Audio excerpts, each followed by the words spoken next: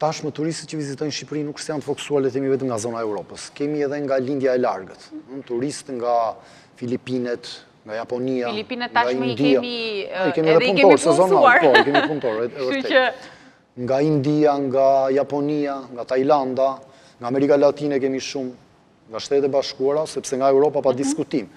Pjesa më e madhe që vijnë nga Europa janë kryesisht nga Europa qendrore, Europa lindore dhe nga vendet skandinave, sepse zgjedhin Bregdetin shqiptar, sepse janë, si thua, ato nuk janë edhe zona shumë të ngrohta, edhe plazhet e tyre nuk janë aq interesante sa plazhet e Mesdheut.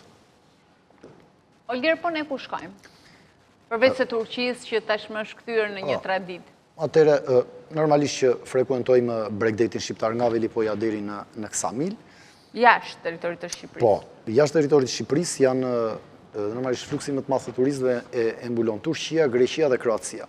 Mirë, po ka edhe zona si për shembull Egjipti, që e preferojnë shumë.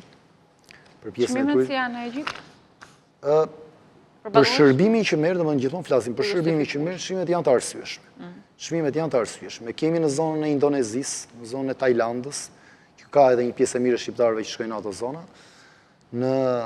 Gjithashtu kemi edhe në pushime që mund të bëjnë në zonën e Karajibeve, në Amerikën qendrore. Pra ka një shpërndarje të turistëve shqiptar, mirë, po pjesa më e madhe thashë e fokusuar në këto tre shtetet, le të themi, ballkanike, pra Greqi, Kroaci dhe Turqi.